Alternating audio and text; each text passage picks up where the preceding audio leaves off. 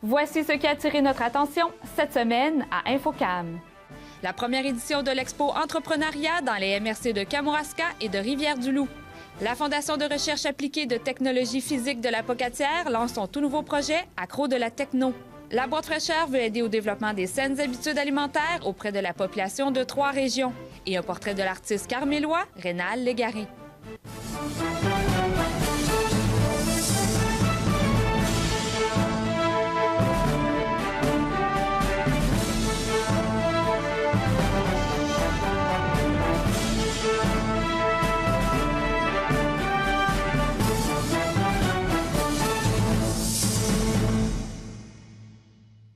Bienvenue à votre bulletin régional Infocam.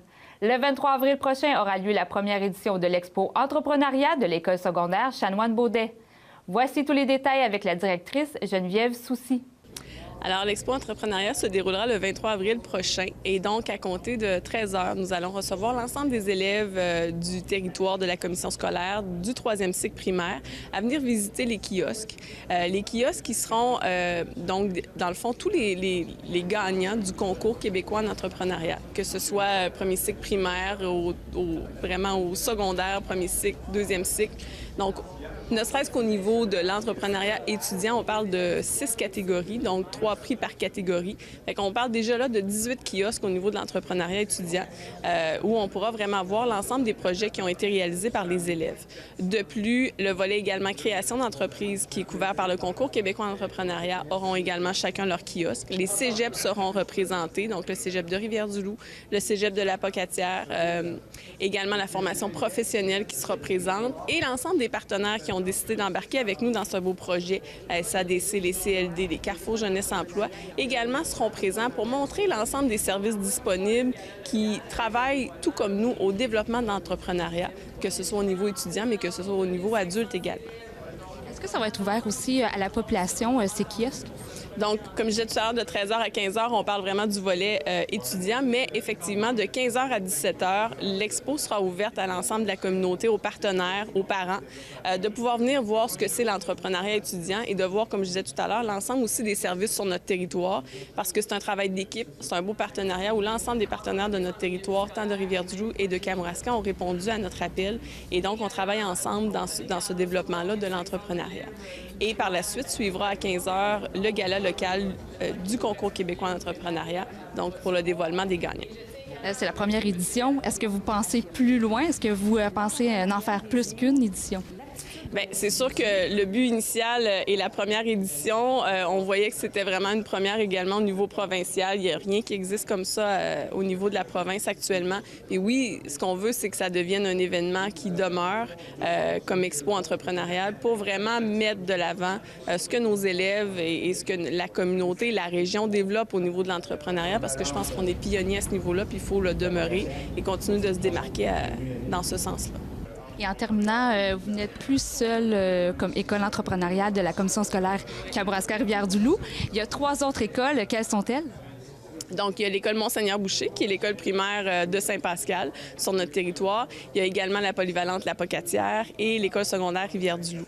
Alors, pour nous, comme mission, quand on a été ciblés par le ministère il y a de ça maintenant 3 ans, comme une des 10 écoles secondaires entrepreneuriales, on avait également un objectif d'influencer aussi le milieu scolaire, les autres écoles, à embarquer dans le mouvement au développement de l'entrepreneuriat. Alors, pour nous, c'est intéressant de voir que les autres écoles embarquent également dans le mouvement. Parlez-nous de votre implication dans l'expo entrepreneuriale de l'école Chanoine-Beaudet. Depuis mon implication à la table entrepreneuriale, dès le début, une de nos priorités a été d'inclure dans notre projet les écoles. Puis dans les écoles, de transférer le goût de l'entrepreneuriat aux étudiants et étudiantes. Et le meilleur moteur de distribution de cette information-là était les écoles. Et on a convaincu ici Mme Soucy de travailler dans ce sens-là. Et l'école Chanoine-Beaudet est un exemple à donner. École entrepreneuriale au Québec, ils ont gagné des prix et nous sommes très, très heureux de les soutenir. Pour moi, je dis que les entrepreneurs de demain, le Québec Inc. de demain, on a des grands noms comme Québec Inc., c'est relativement nouveau, c'est depuis les années 70-80, mais le Québec Inc. de demain, ils sont ici, dans l'école Chanoine-Beaudoin, dans toutes les écoles du Québec, c'est là qu'il faut commencer. Et on parle de quel montant pour cette expo? Bon, le total pour l'exposition même, c'est tout près de 12 000 $. Puis, dans le contexte actuel d'austérité, il y a un autre montant pour 3 écoles qui vont être nommées soit à la Pocatière, à Rivière-du-Loup, et ici à Saint-Pascal, un autre montant de tout près de 24 000 $. La Fondation de recherche appliquée de technologie physique de la Pocatière œuvre depuis 1981 à la vulgarisation des sciences auprès des jeunes. La semaine dernière, elle a annoncé le démarrage de son tout nouveau projet Accro de la techno. Le ministère de l'Économie, de l'Innovation et des Exportations appuie cet important projet et octroie un appui financier de 68 194 $. Le projet totalisera 118 925 $ pour la première année. Voici la description de ce projet avec Marie-André Lagueux. Donc, Accro de la techno, tout d'abord, un petit moment sur le logo qu'on a créé pour le projet, qui, comme le disait M. Levasseur tout à l'heure, est un projet qu'on voit pour les 10 prochaines années. Pourquoi encore 10 ans? Mais pour que la relève qu'on va inciter à aller en sciences et technologies arrive dans les entreprises d'ici les 10 prochaines années. Donc, Accro de la techno, une lumière parce qu'on veut illuminer les jeunes. En fait, on n'est pas des sectes, là, mais enfin. Donc, on veut les allumer sur leur passion, on veut leur montrer qu'il y a des belles choses qui se passent ici. Donc, on a fait un clin d'œil à la lumière qui fait aussi un clin d'œil à l'électricité et la roue, l'engrenage. En fait, tout ça, c'est pour vraiment cibler les technologies. Puis quand on parle de technologie, on ne fait pas allusion aux petites machines, au iPad ou au téléphone cellulaire et tout ça. On fait vraiment référence au côté physique de la science. Donc, l'ingénierie, les techniques qui y sont rattachées et tout ça. C'est quelque chose qui est moins développé dans le milieu de l'enseignement puis qu'on veut aller épauler. Donc, dans notre projet Accro de la techno, nous avons développé, ça fait déjà 1 an qu'on travaille sur le projet, on a développé 4 volets. Le premier volet, Atelier Accro de la techno, ce sont des animations qui vont être faites dans les écoles par une personne ressource qui va aller animer un atelier de technologie qui va avoir été construit en lien avec le programme de formation de l'École québécoise et les conseillers pédagogiques de nos commissions scolaires. Ces ateliers-là, ce qu'ils veulent, c'est créer des lumières chez l'enfant, essayer de leur donner le goût de s'intéresser aux technologies plus spécifiquement parce que nos partenaires, actuellement, ce qu'ils recherchent, c'est de la relève dans ces milieux-là. Donc, des ateliers dynamiques, intéressants, qui fait « Ah, c'est encore le fun, la science », parce que les statistiques démontrent qu'entre 10 et 15 ans, le goût de la science est très fort et là, il diminue parce que ça devient plus difficile. Mais s'ils ont un intérêt pour quelque chose de réel ou réalisable au bout, on se dit qu'ils vont peut-être garder l'intérêt plus longtemps. Puis quand ils vont arriver à faire des choix, ils vont choisir les sciences ou les maths pour ensuite aller se diriger vers des programmes qui vont amener de la ressource dans nos régions. Le deuxième volet, les trousses pédagogiques, c'est aussi un volet en lien avec le parcours scolaire. Donc, avec les conseillers pédagogiques toujours, nous allons développer des trousses qui vont être distribuées dans les écoles. Donc, une trousse, c'est une trousse qui arrive avec tout le matériel, toute l'information, toute la dynamique pour l'enseignant qui est plus ou moins outillé en technologie, qui aurait besoin de faire des animations comme ça. Donc, une deuxième activité qu'on leur offre. Donc, on va travailler ces 2 volets-là avec vraiment les conseillers pédagogiques et les commissions scolaires. Puis ensuite, de l'autre côté, on a le volet dit plus industriel. On touche encore les jeunes, mais on implique davantage les industries. La journée Accro de la techno va avoir lieu en novembre prochain. Pour ceux qui avaient suivi les journaux, on a déjà eu une journée qui avait le même nom, mais qui est un petit peu différente en 2011, 2012 et 2013. En 2015, on va la reproduire, mais avec beaucoup plus de partenaires industriels qui vont venir se faire connaître auprès des jeunes. Quand les jeunes passent dans la région puis qu'ils voient Amisco, Humano Médical ou Bombardier, sur les bâtisses, des fois, Bombardier, ils savent un peu plus, ça c'est plus médiatisé, mais enfin, souvent, ils ne savent pas ce qui se passe dans ces industries-là. Mais ce sera un moment, une journée dynamique, sur semaine, donc les écoles vont pouvoir venir les rencontrer, puis il va y avoir des animations pour les jeunes pour qu'ils disent « Ah, c'est le fun ». Ils vont pouvoir aussi, comme le disait Mme Beaumont, rencontrer des métiers qu'ils ne connaissent pas. C'est facile de rencontrer un serveur, un médecin, une infirmière, vous voyez le topo des gens qu'on voit dans la vie de tous les jours. Mais des techniciens, des ingénieurs, on n'en croise pas. Ils sont dans les usines, ils travaillent fort, puis les gens de tous les jours ne les voient pas. Donc, à cette journée-là, ils vont pouvoir les rencontrer, voir que c'est dynamique, intéressant, puis qu'il y a des possibilités d'avenir pour eux. Mais on s'adresse vraiment aux 10-15 ans, donc il faut que ça reste quand même assez ludique. L'idée, c'est de leur montrer que c'est plaisant, puis qu'ils pourraient avoir du plaisir plus tard. Et le dernier volet, les conférences accro de la techno, encore là, c'est une idée de modélisation. Donc, créer des modèles pour les jeunes. Donc, il y a des entreprises qui ont accepté de nous prêter des employés qui vont aller une journée ou deux par année. Donc, c'est pour ça que les entreprises ont dit oui, on ne leur prend pas trop leur personnel, mais ils vont trouver une personne dynamique qui va sortir de l'entreprise, aller dans une classe, faire une conférence interactive dynamique, puis dire, c'est le fun ce que je fais. Moi, mon métier, c'est ça. Vous ne connaissez pas ça? Je vous le présente. Je travaille à tel endroit. Donc, ça fait connaître les entreprises de la région, ça fait connaître les métiers qui peuvent être accessibles à ces jeunes-là. Puis, un des grands buts de ces 2 journées-là, c'est aussi de leur montrer qu'on ne va pas en sciences simplement pour devenir médecin ou ingénieur. On peut aussi aller en sciences et trouver des techniques ou même des DEP qui touchent les sciences, qui sont intéressants, mais qui ne demandent pas d'avoir des études universitaires. Parce que les jeunes, souvent, associent sciences à des études beaucoup plus poussées, puis c'est pas ça qu'on veut leur démontrer. Ce qu'on a besoin, c'est des gens plus du côté technique. La municipalité de Rivière-Ouelle vise une reconnaissance nationale pour ses paysages. En partenariat avec Ruralis, la municipalité invite les citoyens à une consultation publique le 6 mars prochain pour l'adhésion du projet. Bien, en fait, c'est un projet qui date depuis 2 ans. Après, c'est l'aboutissement d'un grand projet qui s'appelle « Identification et appropriation des paysages culturel du Kamouraska. Donc, on a entrepris un vaste projet à travers le Kamouraska de caractérisation. Il y a eu des consultations citoyennes. Il y a eu 5 consultations citoyennes à travers le Kamouraska. Et à travers ces consultations citoyennes, on demandait aux gens, c'est quoi les paysages remarquables de la MRC de Kamouraska? Et entre autres, il y avait les paysages de Rivière-Ouelle, de Pointe-aux-Iroquois et de Pointe-aux-Orignaux. Donc, à partir de ce moment-là, dans le cadre du projet, on a ce projet pilote-là qui permet de prendre un paysage culturel remarquable et de demander une désignation de paysage culturel au gouvernement du Québec. Donc, on a fait un appel, en fait, la MRC Kamouraska, à toutes les municipalités, et c'est Rivière-Ouelle qui a manifesté son intérêt à nous accompagner là-dedans et donc de faire la désignation de paysage culturel. Alors, cette désignation de paysage culturel, c'est en fait un label, un sceau de qualité, une reconnaissance par le gouvernement du Québec d'un paysage remarquable, donc d'une municipalité ou d'une région. Donc, il y a tout un processus qui se fait et au terme de ce processus-là, il y a une grande consultation citoyenne qui aura lieu donc vendredi le 6 mars à 19h30 où les gens vont exprimer s'ils sont d'accord ou pas. Mais à travers tout ça, la démarche, on a dû faire un diagnostic paysager, mettre en place une table de concertation avec les acteurs locaux. Et là, à l'aboutissement, c'est la consultation citoyenne. Et au terme de tout ça, bien là, la municipalité de Rivière-Ouelle va pouvoir, dépendamment des résultats et de tout ça, déposer donc le dossier au ministère de la Culture pour avoir donc ce label de qualité-là. Est-ce que ça va ouvrir les portes pour promouvoir le tourisme à la municipalité de Rivière-Ouelle? Bien, absolument. Entre autres, il n'y a pas juste ça.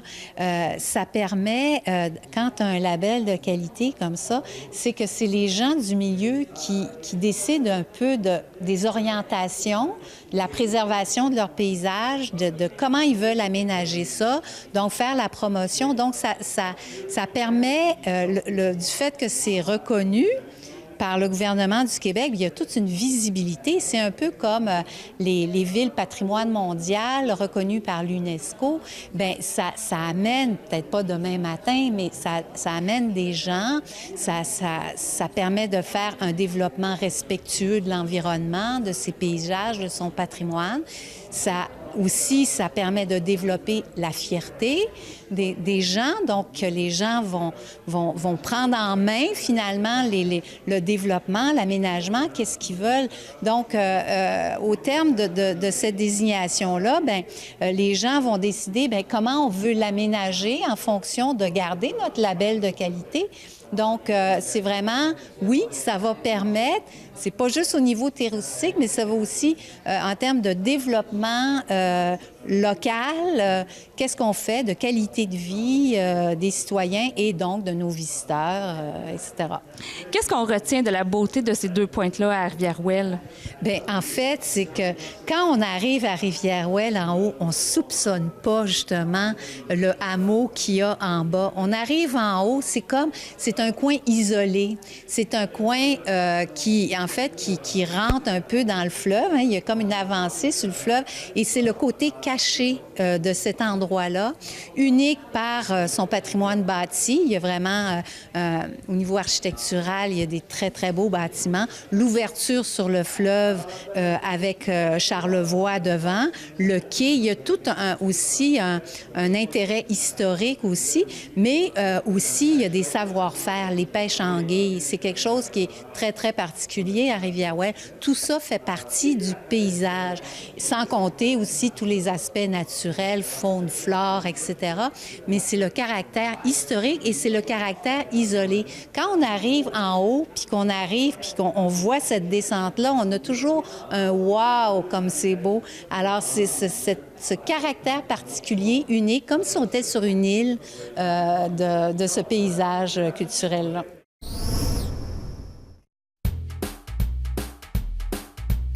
Cette semaine, à Plaisir d'été au Kamouraska, nos 2 animatrices débutent leur journée à Sainte-Hélène au gîte des Petites Madames et poursuivent avec une chronique du Parc régional du Haut-Pays de Kamouraska avec Alexandre Bibeau.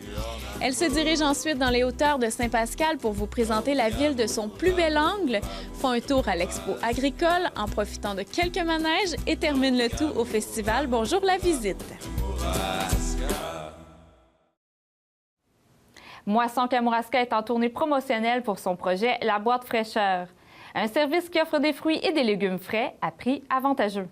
La boîte fraîcheur, dans le fond, c'est des boîtes de fruits et légumes. Habituellement, on a 3 sortes de fruits et 5 sortes de légumes qu'on retrouve à l'intérieur, vraiment variés. Là.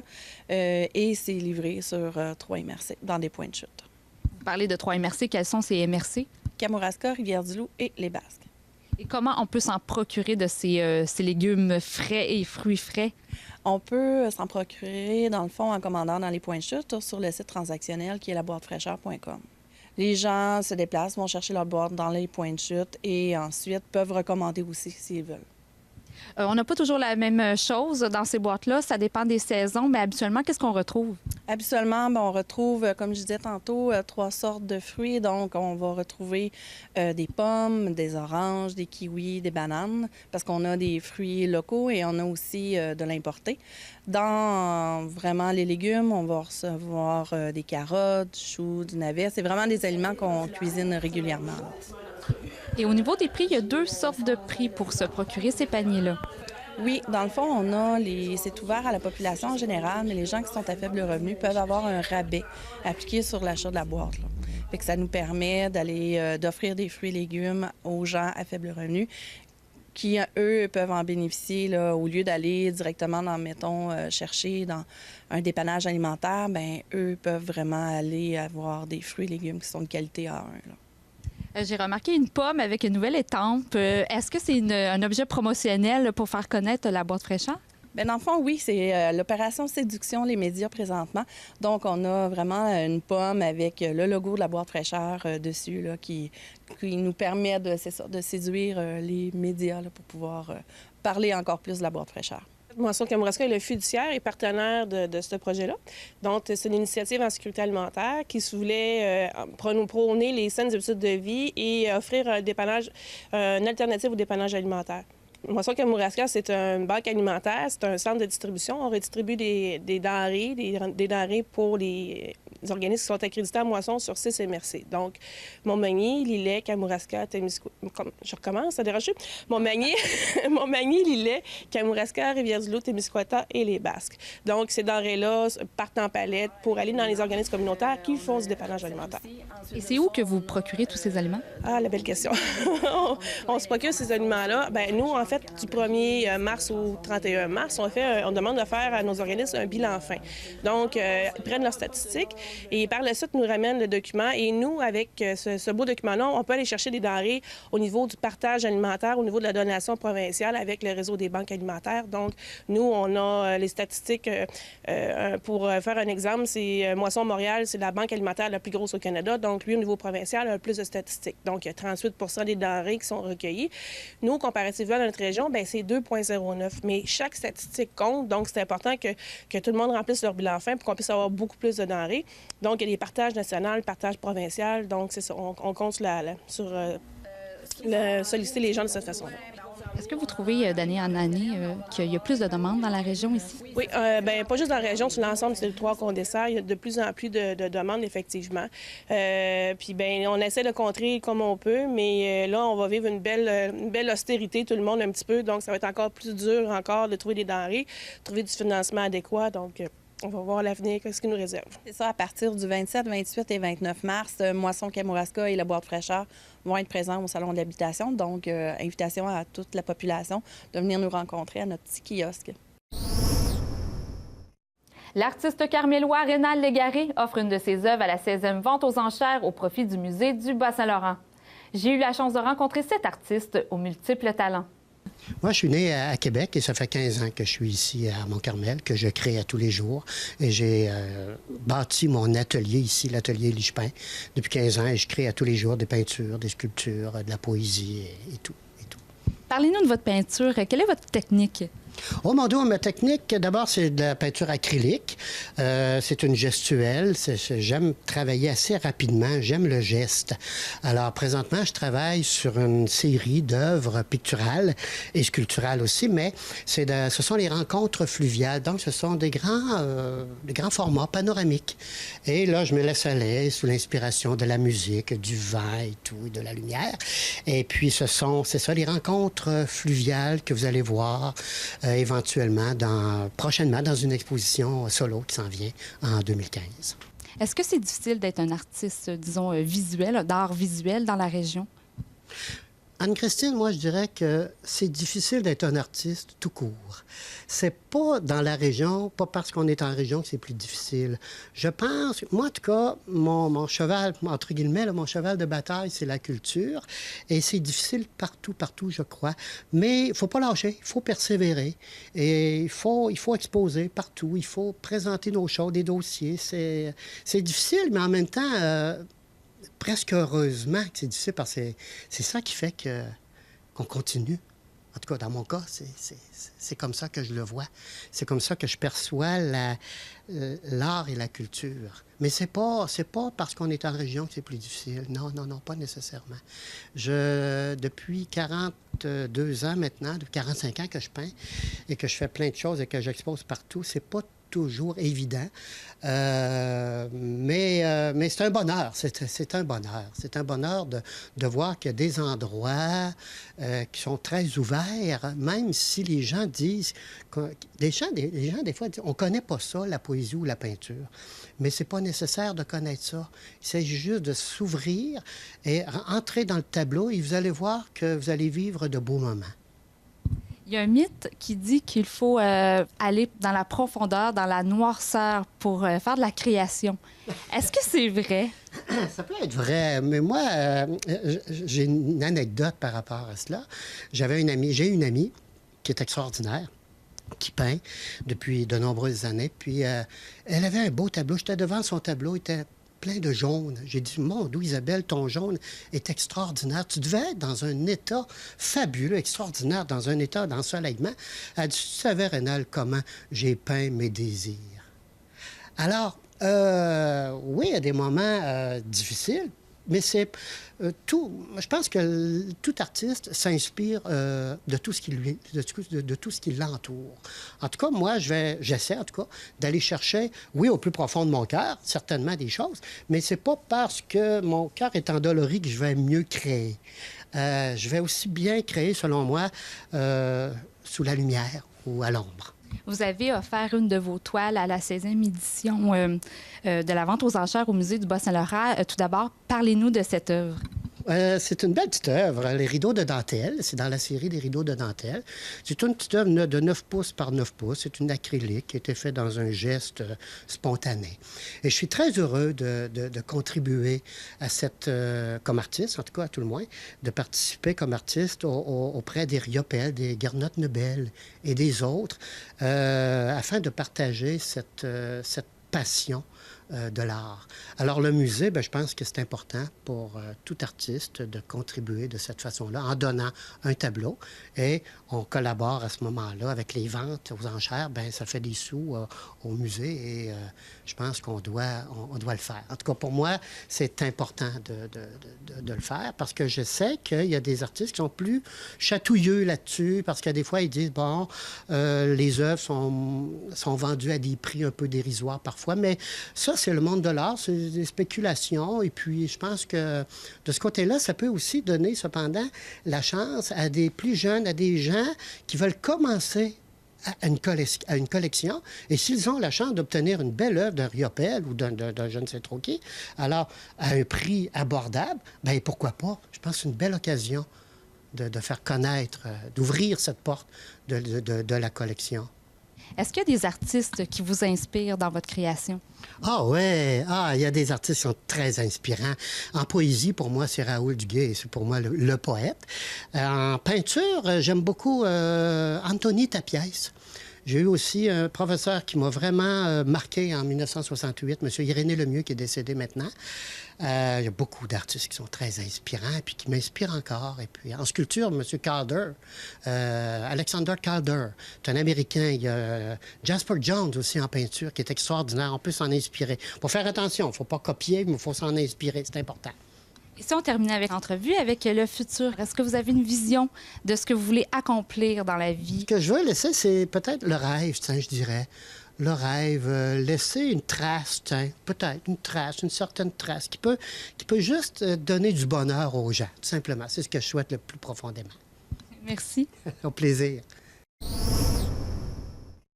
C'est ainsi que se termine votre bulletin d'information InfoCam. Si vous avez des suggestions de reportages, n'hésitez pas à communiquer avec nous et on se donne rendez-vous la semaine prochaine.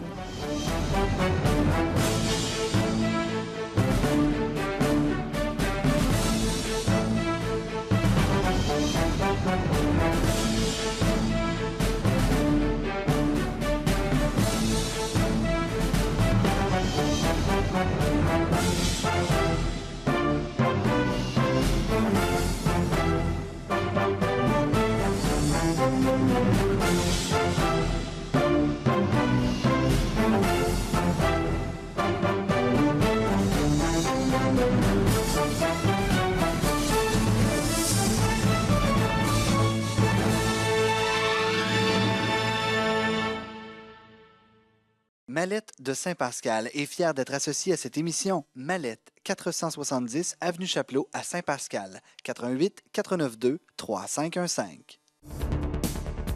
Pour nous faire part d'une nouvelle, des images ou suggestions de reportages, par téléphone le 88 492 2711, par télécopieur le 88 492 7498, par courriel à presse@tvck.org